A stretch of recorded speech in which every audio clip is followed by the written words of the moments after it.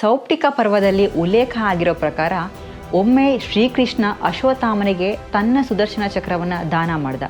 ನಂತರ ಏನಾಯಿತು? ಇಷ್ಟಕ್ಕೂ ಕೃಷ್ಣನಿಗೆ ಅಂತಹ ಸಂದರ್ಭ ಬಂದಿದ್ದಾದರೂ ಯಾಕೆ? ಅಶ್ವತ್ಥಾಮ ಒಮ್ಮೆ ಶ್ರೀಕೃಷ್ಣನ ಭೇಟಿಯಾಗೋದಕ್ಕೆ ದ್ವಾರಕಾಗೆ ಹೋಗಿದ್ದ.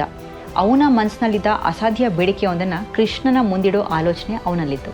ಇನ್ನು ಹೋಗ್ತಾ ಇದ್ದ ಹಾಗೆ ದ್ವಾರಕೆಯ ಜನರು ಅವನನ್ನು ಪ್ರೀತಿಯಿಂದ ಸ್ವಾಗತವನ್ನು ಮಾಡ್ತಾರೆ. ದೂರದಿಂದ ತನ್ನನ್ನು ಭೇಟಿಯಾಗೋಕೆ ಬಂದಿದ್ದ ಅಶ್ವತ್ಥಾಮನನ್ನು ಕಂಡು ಕೃಷ್ಣನಿಗೆ ಆಶ್ಚರ್ಯ ಆಯಿತು.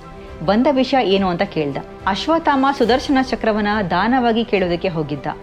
ಈ ವಿಷಯ ಕೇಳಿ ಕೃಷ್ಣನಿಗೆ ಏನೂ ಅನಿಸ್ಲಿಲ್ಲ. ಮುಗುಳ್ನಕ್ಕೂ ಹೇಳ್ದ, ಸಕಲ ದೇವದಾನವ ಗಂಧರ್ವರೆಲ್ಲರ ಶಕ್ತಿನ ಒಟ್ಟುಗೂಡಿಸಿದ್ರು ನನ್ನಲ್ಲಿರೋ ಶಕ್ತಿಗೆ ಸರಿಸಮವಲ್ಲ. ನಿನಗೆ ಸುದರ್ಶನ ಚಕ್ರ ಬೇಕು ಅಂದರೆ ನೀನೇ ಅದನ್ನು ಕೈಗೆತ್ಕೋ ಅಂತ ಅವನೆದುರು ತನ್ನ ಆಯುಧವನ್ನು ಇಟ್ಟ ಶ್ರೀಕೃಷ್ಣ. ಇನ್ನು ಅಶ್ವತ್ಥಾಮ ಮೊದಲು ಎಡಗೈಯಿಂದ ಆಯುಧ ಎತ್ತಲು ಮುಂದಾದ. ಎತ್ತೋದಿರಲಿ, ಅದನ್ನು ಚದುರಿಸೋಕ್ಕೂ ಅವನ ಕೈಲೇ ಆಗಲಿಲ್ಲ. ಕೊನೆಗೆ 2 ಕೈಗಳನ್ನ ಬಳಸಿ ತನ್ನ ಎಲ್ಲ ಶಕ್ತಿಯನ್ನು ಹಾಕಿ ಪ್ರಯತ್ನ ಪಟ್ಟ. ಆದರೂ ಕೂಡ ಆಯುಧ ಅವನ ಕೈಗೆ ಬರಲಿಲ್ಲ. ಒಂದಲ್ಲ ಎರಡಲ್ಲ, ಹಲವಾರು ಪ್ರಯತ್ನ ನಡೆಯಿತು. ಆದರೂ ಕೂಡ ಸುದರ್ಶನ ಚಕ್ರ ಅವನ ಕೈ ಸೇರಲಿಲ್ಲ. ಆಗ ಕೃಷ್ಣ, ಈ ಆಯುಧದಿಂದ ಯಾರನ್ನ ಸಂಹಾರ ಮಾಡೋ ಆಲೋಚನೆ ಇತ್ತು ನಿನಗೆ ಅಂತ ಕೇಳ್ದ.